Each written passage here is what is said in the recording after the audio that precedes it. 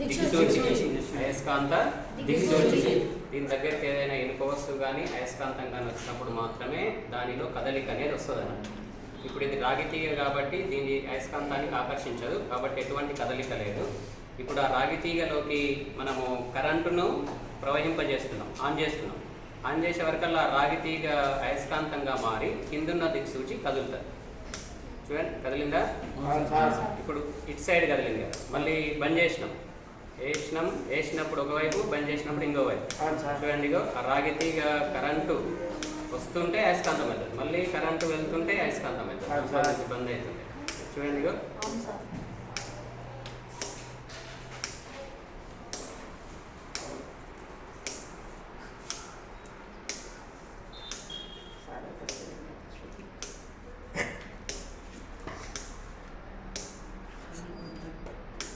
కనిపిస్తుంది సార్. దీంట్లో దగ్గర తీసుకురా, దీని దగ్గర తీసుకురా.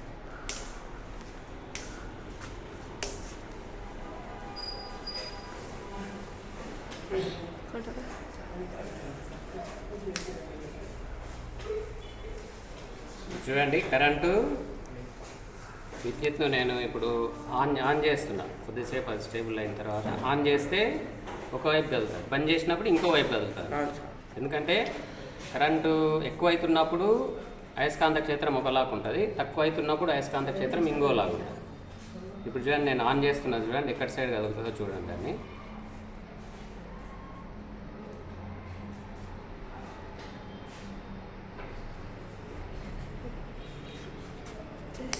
ఎక్కడ కదిలింది? ఇక్కడ కదిలింది కదా. మళ్ళీ నేను బంద్ చేస్తాను, బంద్ చేసినప్పుడు ఎక్కడ కదులుతుందో చూడండి.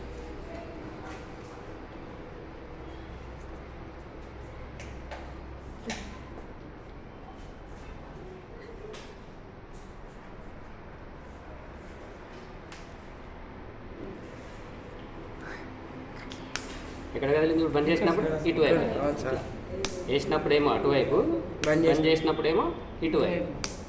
అట్లా ఇట్లా ఇది ఐర్స్టడ్ ప్రయోగం. ఏం ప్రయోగం ఇది? అయితే ఐర్స్టడ్ ప్రయోగంలో యాక్చువల్ మనకు దాంట్లోనేమో వి ఆకార కట్టెల మీద ఇది పెట్టాలి, పెట్టి ఇది కింద పెట్టాలి, పెడితే వస్తుంది. అది ఇంత పెద్ద ఎక్కువ కరెంట్ ఎక్కువ ఉంటే అది పనిచేస్తుంది. కాబట్టి మనం ఈ వైర్లు దగ్గరలో పెట్టాం. అంటే ఐర్స్టడ్ ప్రయోగం ఏం చెప్తుంది? ఒక వైర్లో వాహకంలో విద్యుత్ ప్రవహిస్తూ ఉంటే దాని చుట్టూ ఏం ఏర్పడుతుంది? అయస్కాంత క్షేత్రం. ఒక విద్యుత్ వాహకంలో విద్యుత్ ప్రవహిస్తూ ఉంటే దాని చుట్టూ అయస్కాంత క్షేత్రం ఏర్పడుతుంది. అంటే ప్రవహిస్తుంటే కాదు, విద్యుత్ ప్రవాహం పెరుగుతుండాలి, తగ్గుతుండాలి, మారుతూ ఉంటేనే అయస్కాంత క్షేత్రం అనేది వస్తుంది అన్నట్టు. ఇప్పుడు చూడండి దీంట్లో కరెంట్ ఉంది, కానీ దీనికి ఎటువంటి అయస్కాంత క్షేత్రం లేదు. ఇప్పుడు కరెంట్ బంద్ చేసినాం, బంద్ చేసే వరకల్లా ఇటు అయస్కాంత క్షేత్రం వచ్చింది. మళ్ళీ వేసే వరకల్లా అయస్కాంతం, వేసినప్పుడేమో అటువైపు పోతుంది, బంద్ చేసినప్పుడేమో ఇటువైపు వస్తుంది. అట్లా విద్యుత్ వాహక తీగలో విద్యుత్ మారుతూ ఉన్నట్లయితే దాని చుట్టూ అయస్కాంత క్షేత్రం ఏర్పడుతుంది. మెల్లగా అది అక్కడ పోయిన తర్వాత మళ్ళీ ఆఫ్ చేయాలి, అప్పుడు రుక్ వస్తుంది, ఇక్కడ రుక్ వస్తుంది.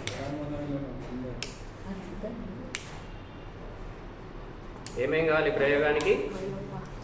దిక్సూచి, రాగి తీగలు, స్విచ్, ఐర్స్టడ్ ప్రయోగం అని అడుగుతాడు.